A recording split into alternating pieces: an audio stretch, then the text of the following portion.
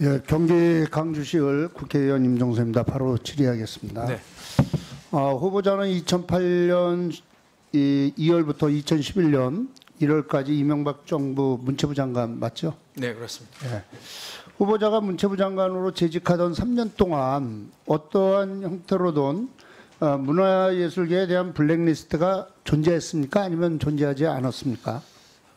절대 존재하지 않았습니다. 또 블랙리스트라는 말 자체도 그때는 사용한 적이 없습니다. 그 후보자께서 정확하게 답변해 주세요. 네. 블랙리스트가 없었다는 것인지 혹시 아니면 블랙리스트가 있었을 수도 있었다는 건지. 아니, 실제 하지도 않고 존재하지 않습니다. 그럼 후보자는 MB정부 청와대가 작성한 문화권력 균형화 전략과 국정원이 작성한 문화위원회계 정부 비판 세력 82인 명단 등 다수의 문건이 지속적으로 공개되고 있는 거 알고 계시죠? 요번에 어저께 얘기를 들었습니다. 예, 네. 그 이명박 정부에서 블랙리스트는 없었다고 이제 계속 네, 네. 부인하시는 거고요. 네. 하지만 오늘도 이 사실 윤석열 정부의 유인촌 장관 임명을 반대한다는 128개 문화예술 단체하고 또 942명의 문화예술인들이 이 반대 입장을 표명했고, 이분들이 다시 혹독한 겨울을 맞이한다. 네. 이럴 정도로 이 장관의 임명을 반대하고 있습니다. 네. 본 의원은 MB정부 블랙리스트에 대해 차고 넘치는 증거에도 불구하고 후보자의 반성 없는 태도와 이 발언에 상당히 유감이라는 말씀을 드리고요. 아울러 후보자가 인사청문회에서 MB정부 블랙리스트에 대해 계속해서 없었다고 부인하는 것은 사실상 위증에 해당된다고 생각되거든요. 화면을 보겠습니다. 어제 저녁 경향신문이 검찰 수사 기록 문건 하나 공개했습니다. 혹시 보셨습니까? 네, 아침에 봤습니다. 예, 이 문건은 MB정부 국정원의 불법 사찰과 관련해서 이 검찰에서 작성된 진술조서와 증거자료로 2010년 7월부터 2010년 12월까지 국정원 문화체육예술분석관으로 근무한 A씨가 본인이 작성한 문건에 대해 검찰에 진술한 내용입니다. 경향신문의 보도를 요약하면 이렇습니다. 화면에 보이는 예술계 종북 세력의 반정부 정치활동 무력화 문건은 2010년 국가정보원이 작성했고, 또 검찰 수사 기록에서 유인촌 장관이 다시 국가정보원으로부터 종북 예술인을 무력화해야 한다는 내용의 문건을 직접 보고받은 정황이 확인된다는 겁니다. 이 언론 보도에 대해 몇 가지 사실관계를 후보자에게 좀 묻겠습니다. 네. 후보자는 문체부 장관 재임 시 국정원으로부터 직접 보고를 받거나 또는 비서실을 통해서 국정원에서 장관에게만 보고하는 문건을 별도로 수령한 사실이 있습니까? 없습니다. 네. 다음 화면 좀 보시죠. 언론에 공개된 예술계 종북 세력의 반정부 정치활동 무력화라는 제목의 문건에는 문성군, 윤도현, 명계남, 이해수 등 일부 문화예술인을 언급하면서 문체부 역할에 대한 제언도 하는데 이런 내용입니다. 예술계 종북 인물들의 반정부 활동 방치 시 이 사회 전반에 작용하던 심대한 악영향이 우려되므로 선제적이고 치밀한 대처로 제압, 또 포용 가능한 종북 예술인들을 선별, 정부 지원 대상, 이 지원 사업 대상에 포함시키는 등 전략적 우군화 추진이라고 쓰여 있습니다. 다음 화면 보시죠. 검찰이 이 문건을 작성한 국정원 A씨에게 문건 우측 상단에 별도 표기된 제안, 대외기관 중요 보고의 반영 예정이 어떤 의미인지 묻자 이렇게 답변합니다.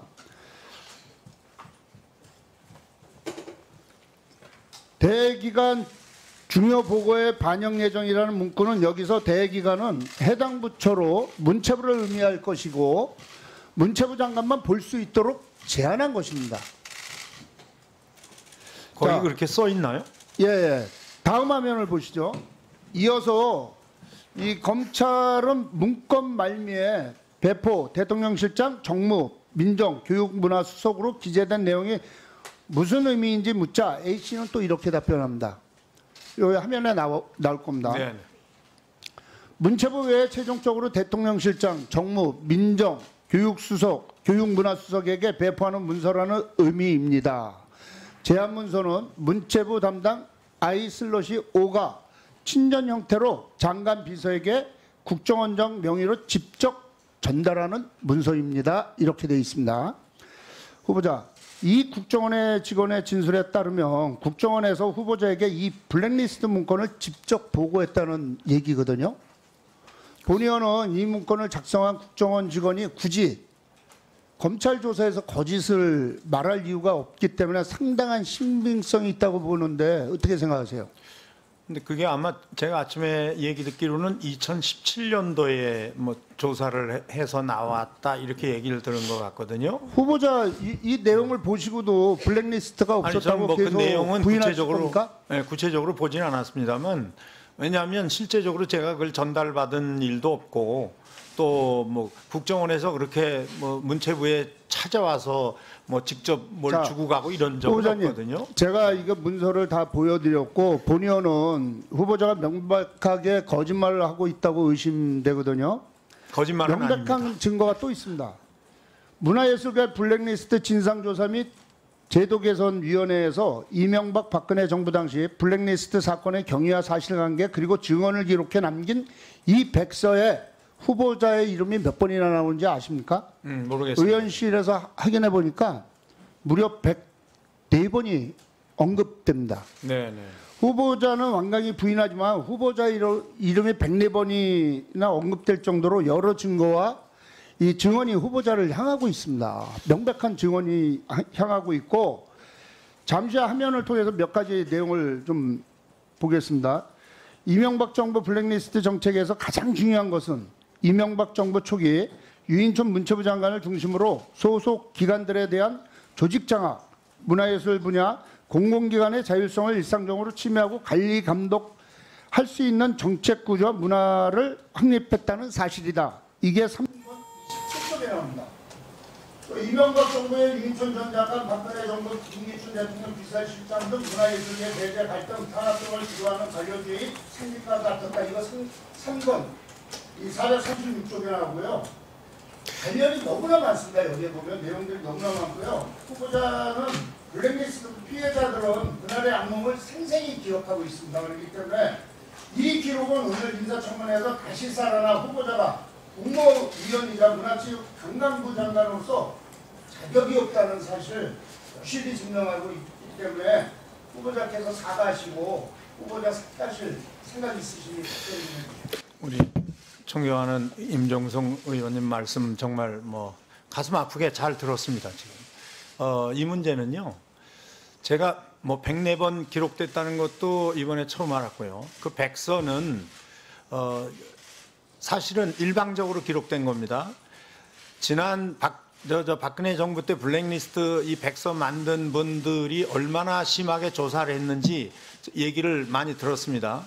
그리고 그때 장관 2분, 비서실장, 그 외에 청와대에 근무하던 행정관, 수석 또는 문화예술위원회 직원들, 문체부 직원들 전부 구속되고 징계받고 전부 그랬습니다. 근데 제 얘기를 104번씩 거론하면서 왜 저를 구속 안 시켰는지 전 지금도 궁금합니다.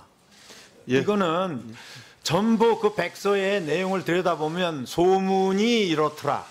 누구의 의견이 이런 식으로 얘기하더라. 다 이렇게 돼 있습니다. 저는 분명히 말씀드리지만 이명박 정부의 블랙리스트라는 말도 없었고 실체가 존재하지 않았습니다. 제가 현장에 있던 사람입니다. 현장에 있던 사람이 좀 미워할 수는 있었어도 그들을 배제하고 저 있을 때 정말 몇 명이 그런 걸로 자신들이 배제당했는지 뭐 확실하게 좀 알고 싶은 마음도 있습니다. 예. 임정성 의원님 정리 이따 추가 질의 임정성 의원님 추가 질의해 주시기 바랍니다. 그분을 만나봐야 될 것 같습니다. 저도. 네. 네, 임정성 의원님 수고하셨습니다.